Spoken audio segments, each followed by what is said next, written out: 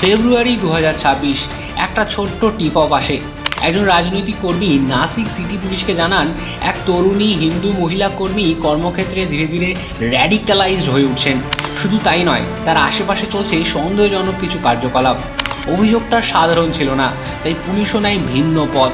চুপচাপ কোনো আওয়াজ না করে শুরু হয় একটা কভার্ট অপারেশন।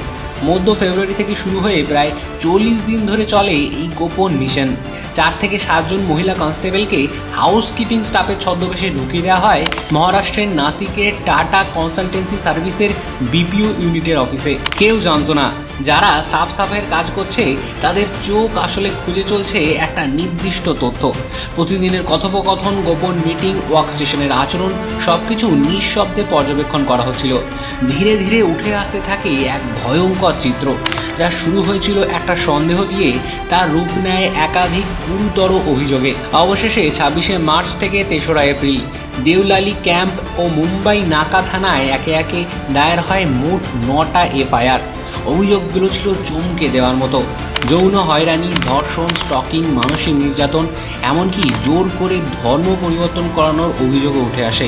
একটা সাধারণ টিপ অফ কীভাবে খুলে দিল এমন এক অন্ধকার জগতের দরজা, জানবো এই ভিডিওতে।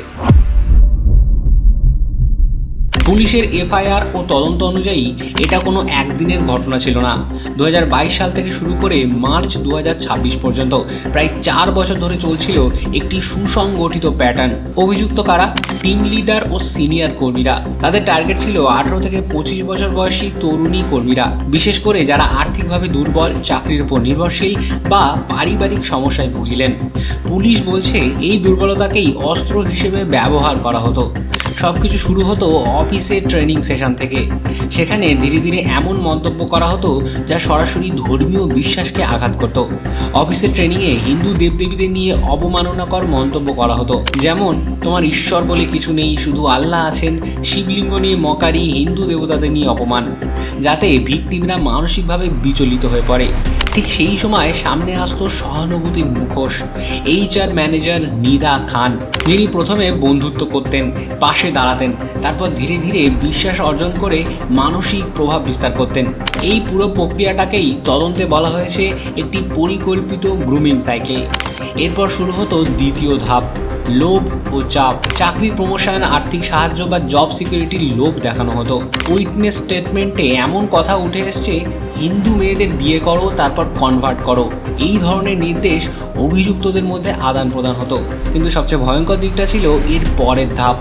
বিয়ের প্রতিশ্রুতি দিয়ে তৈরি করা হতো ব্যক্তিগত সম্পর্ক, তারপর শুরু হতো শারীরিক শোষণ। অভিযোগ অনুযায়ী হোটেলে নিয়ে যাওয়া, অবাঞ্ছিত স্পর্শ, স্টকিং, এমনকি ব্যক্তিগত ছবি ও ভিডিও ব্যবহার করে ব্ল্যাকমেলও করা হতো। একজন ভিকটিম জানিয়েছেন বিয়ের আশ্বাস দিয়ে একাধিকবার শারীরিক সম্পর্ক স্থাপন করা হয়েছিল তার সঙ্গে। এরপর চাপ আসতো ধর্মীয় আচরণে, নামাজ পড়তে বাধ্য করা, রোজা রাখা, গোমাংস খাওয়ানো, ধর্মীয় টুপি পরানো।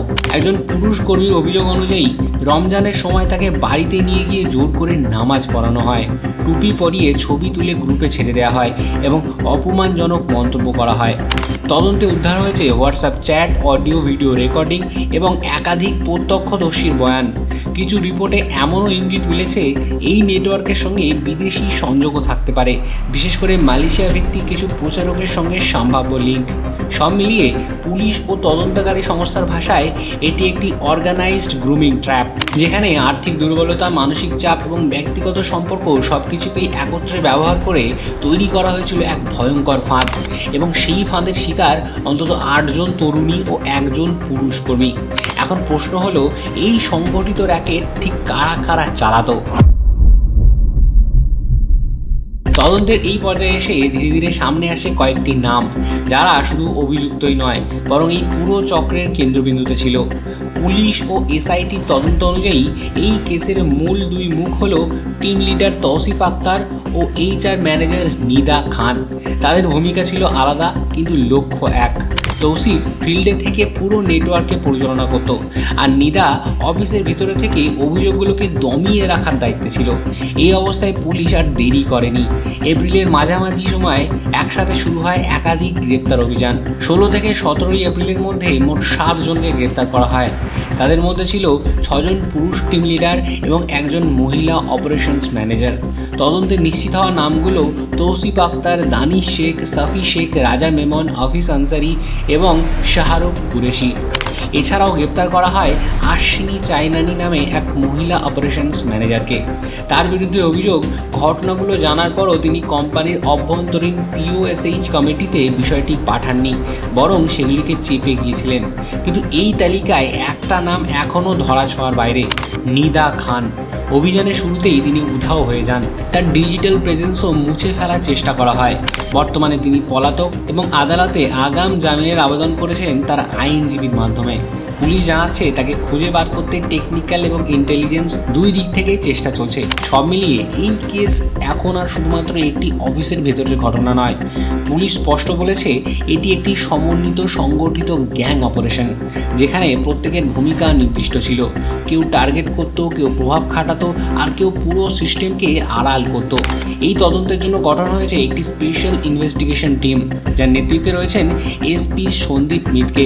এই টিম এখন শুধু অভিযুক্তদের নয়, কোম্পানির অভ্যন্তরীণ নীতি, POSH কমপ্লায়েন্স এবং অভিযোগ দমনের পুরো প্রক্রিয়াটাকেও খতিয়ে দেখছে। কারণ প্রশ্ন এখন অনেক বড়, এটা কি শুধুই কিছু ব্যক্তিগত অপরাধ, নাকি এর পিছনে ছিল আরও গভীর কোনো চক্র?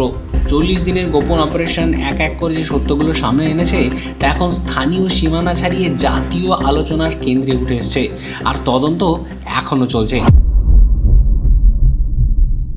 এই পুরো ঘটনার পরে চাপ শুধু পুলিশের ওপরই ছিল না, চাপ ছিল কোম্পানি, সরকার, সব পক্ষের ওপর। এবং ঠিক সেখান থেকেই শুরু হয় পরবর্তী বড় পদক্ষেপগুলো।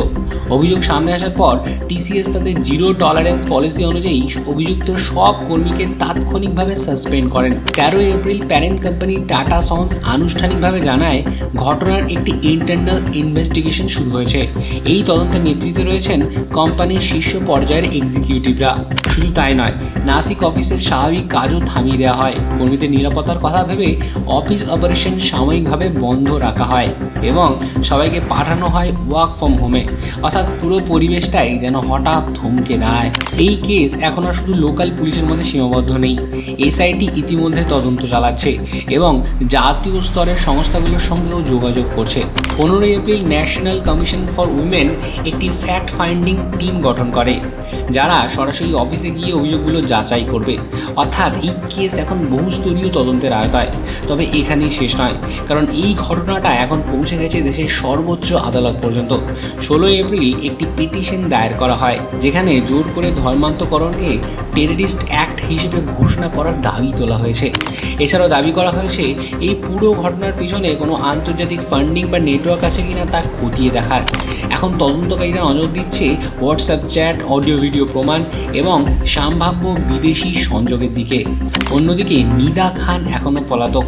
খবর অনুযায়ী তিনি মুম্বাইয়ে আছেন এবং নিজেকে গর্ভবতী দাবি করে আগাম জামিনের আবেদন করেছেন। কিন্তু প্রশ্নগুলো সেগুলো এখনও ওপেন রয়ে গেছে। কিভাবে এতদিন ধরে চললো এই ঘটনাগুলো? কেন ভেতরের সিস্টেম আগে থেকে কিছু বুঝতে পারলো না? আর সবচেয়ে বড়, এর পিছনে কি আরও বড় কোনো চক্র লুকিয়ে আছে? এই নিয়ে আপনার মতামত কমেন্টে জানান।